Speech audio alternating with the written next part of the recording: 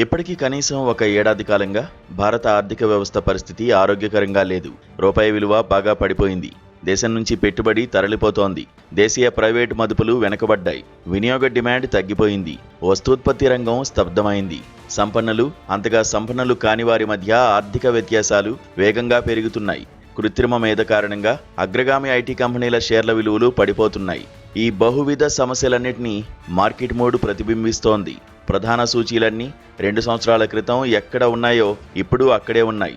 దేశ ఆర్థిక వ్యవస్థ ఎదుర్కొంటున్న సమస్యల తీవ్రతను అంగీకరించి వాటిని అధిగమించేందుకు అవసరమైన సంస్కరణలకు సత్వరమే శ్రీకారం చుట్టాలని మోదీ ప్రభుత్వానికి పలువురు ఆర్థికవేత్తలు విజ్ఞప్తి చేస్తున్నారు.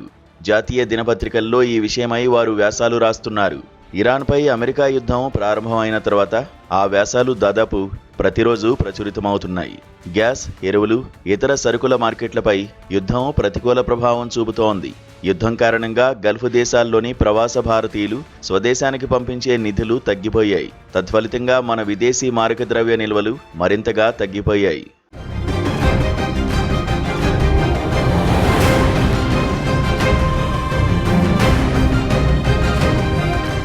కస్టమ్స్ అధికారులు, పన్ను వసూళ్ల యంత్రాంగంతో పాటు ఎన్ఫోర్స్మెంట్ డైరెక్టరేట్ నిబంధనల ప్రకారం విధులు నిర్వర్తించేలా చేయడంతో సహా సంస్కరణల చర్యలను ఆర్థికవేత్తలు సూచిస్తున్నారు. ఆరోగ్య భద్రత, విద్యపై మరింత ఎక్కువగా ఖర్చు చేయాలని, శ్రమసాంద్ర వస్తూత్పత్తి రంగాన్ని ప్రోత్సహించాలని, మదుపుదారులకు సమానావకాశాలు సృష్టించాలని, తమకు ప్రీతిపాత్రులైన పెట్టుబడిదారులు మాత్రమే అత్యధిక ప్రాజెక్టులను స్వాయత్తం చేసుకోకుండా నిరోధించాలని, ఎరువుల, విద్యుత్ సబ్సిడీలను తగ్గించాలని, బీజేపీయేతర పార్టీలు అధికారంలో ఉన్న రాష్ట్రాలపై వివక్షకు స్వస్తి చెప్పాలని, ఆర్థిక వ్యవహారాల సంబంధిత మంత్రిత్వ శాఖల్లో అత్యున్నత బాధ్యతల్లో ఉండి తమ విద్యుక్త ధర్మాలను సమర్థంగా నిర్వహించాలని, రాజకీయవేత్తలు అధికారుల స్థానంలో బాగా సమర్థులైన దీక్షాదక్షతలు ఉన్న వారిని నియమించాలని కూడా ఆర్థికవేత్తలు స్పష్టంగా సూచిస్తున్నారు. మన ప్రముఖ ఆర్థికవేత్తల సిఫారసులు కులమతాలు, జెండర్, ప్రాంతాలు, రాజకీయ విశ్వాసాలకు అతీతంగా సమస్త భారతీయులకు సంక్షేమం, ఆర్థిక భద్రతను పెంపొందించడమే లక్ష్యంగా ఉన్నాయనడంలో సందేహం లేదు. వారి సూచనలకు అదనంగా నేను నా సొంత సూచన ఒకటి చేయదలిచాను. ఎల్లడలా వాయు, నీటి కాలుష్యాన్ని పెంపొందిస్తూ నేల సారాన్ని క్షీణింపజేస్తున్న, అడవులను నిర్మూలిస్తున్న పర్యావరణ విధ్వంసాన్ని అరికట్టాలి.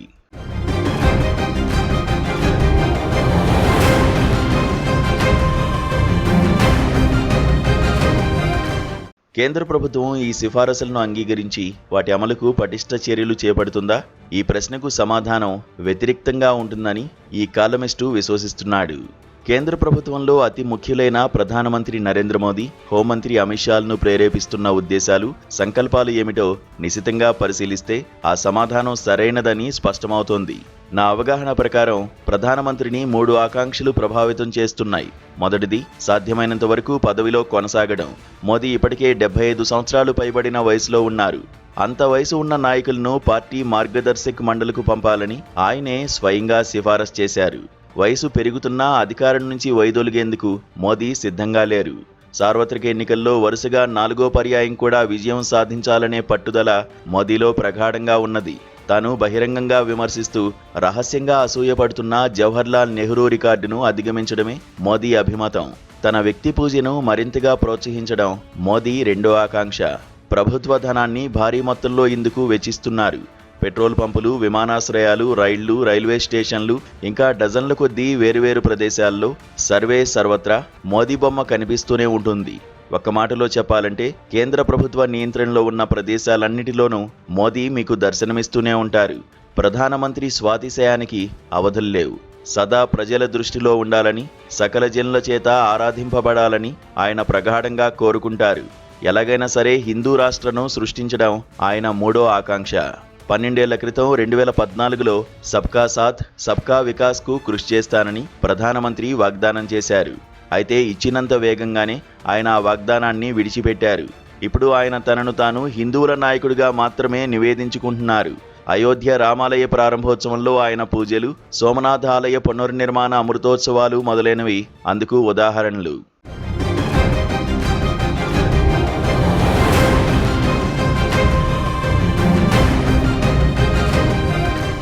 నరేంద్ర మోదీ 3 ఆశయాల్లో అమిత్ షా 2ంటిని పూర్తిగా పంచుకుంటున్నారు. తనకు మరింతగా రాజకీయ అధికారం, హిందూ మెజారిటేరియనిజంను ప్రోత్సహించడం.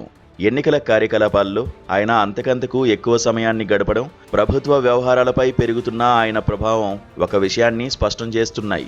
అమిత్ షా ఇంకెంతమాత్రం తనను తాను మోదీ విధేయ అనుయాయిగా కాకుండా మోదీకి అనివార్య రాజకీయ వారసుడిగా భావించుకుంటున్నారు. మోదీ వలె అమిత్ షా కూడా హిందూ రాష్ట్రాన్ని సృష్టించడమే లక్ష్యంగా పెట్టుకున్నారు. ఆయన ఆశిస్తున్న హిందూ రాజ్యంలో ఇతర మతాల వారు, ముఖ్యంగా ముస్లింలు ద్వితీయ శ్రేణి పౌరులుగా మాత్రమే ఉంటారు. హిందూ రాష్ట్ర స్వప్న సాకారానికి అమిత్ షా తన బాపు కంటే ఎక్కువగా కృషి చేస్తున్నారు. ముస్లింలను నిందించడం ఆయనకొక నిత్య వ్యాపకం. తమ రాజకీయ అధికారాన్ని సుస్థిరం చేసుకొని విస్తరింపజేసుకోవడమే మోదీ షాల పరమ ధ్యేయం. ఈ లక్ష్యంపైనే వారు తమ మనసును కేంద్రీకరించారు. పరస్పర సంబంధం ఉన్న 4 పరస్పర రీతుల్లో వారు ఆ లక్ష్య సాధనలో సఫలమయ్యారు. మొదటిది సంఘటిత హిందూ ఓటు బ్యాంక్ నిర్మాణం. ముస్లిం మైనారిటీలు తమపై పెత్తనం చేసే రోజులు వస్తాయనే భయభ్రాంతులను హిందువుల్లో సృష్టిస్తున్నారు. తద్వారా వారిలో 60% మంది బీజేపీకి ఓటు వేస్తే ఆ పార్టీ ఓట్ల వాటా ఇంచుమించు 45%గా లేదా అంతకంటే ఎక్కువగా ఉంటుంది. ఎన్నికల్లో విజయం సాధించేందుకు ఈ ఓటు బ్యాంక్ సరిపోతుంది. రెండోది మహిళలు, రైతులు మొదలైన సామాజిక వర్గాలకు క్రమబద్ధంగా నగదు చెల్లింపులు చేయడం. ఈ చెల్లింపుల సొమ్ము స్వల్పమే అయినా ప్రభుత్వం తమకు ఏదో ఒకటి చేస్తుంది కదా అనే సంతృప్తి ఓటర్లలో కలుగుతోంది. మూడోది ప్రభుత్వ సంస్థలపై పూర్తి నియంత్రణ సాధించి తమ రాజకీయ ప్రత్యర్థులకు వ్యతిరేకంగా ఉపయోగించడం. ఇప్పటికే ఎన్నికల సంఘం, ఎన్ఫోర్స్మెంట్ డైరెక్టరేట్ ఈ విధంగా దుర్వినియోగమవుతున్నాయి. నాలుగవది ఎంపిక చేసుకున్న పెట్టుబడిదారులను ప్రోత్సహించడం. ప్రభుత్వం నుంచి కాంట్రాక్టులు పొందిన ఆ కుబేరులు బీజేపీకి ఆర్థిక వనరులు సమకూర్చుతారు.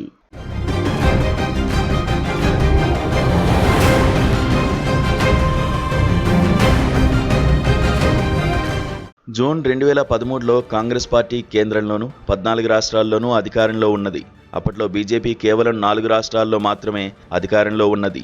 2014 నుంచి 3 సార్వత్రిక ఎన్నికలను వరుసగా గెలిచిన బీజేపీ ఇప్పుడు 22 రాష్ట్రాల్లో అధికారంలో ఉండగా కాంగ్రెస్ కేవలం 5 రాష్ట్రాల్లో మాత్రమే అధికారంలో ఉన్నది.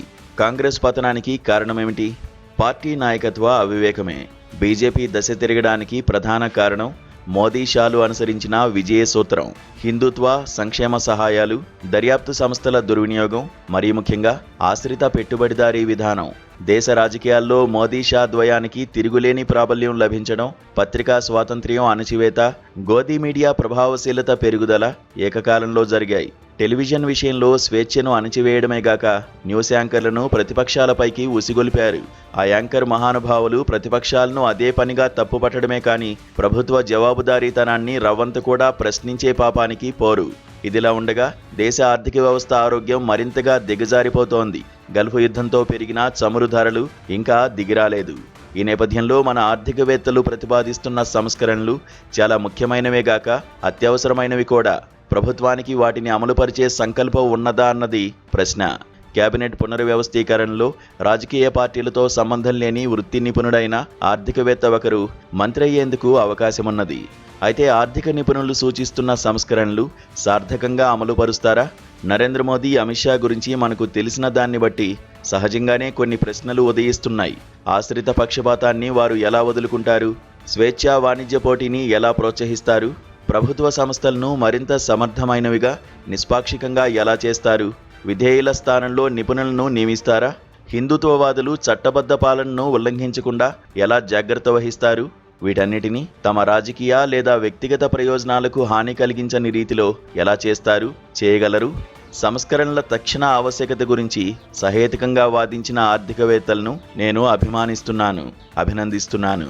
దేశం మేలుకోరి వారు తమ నైతిక కర్తవ్యాన్ని ప్రశస్తంగా నిర్వహించారు.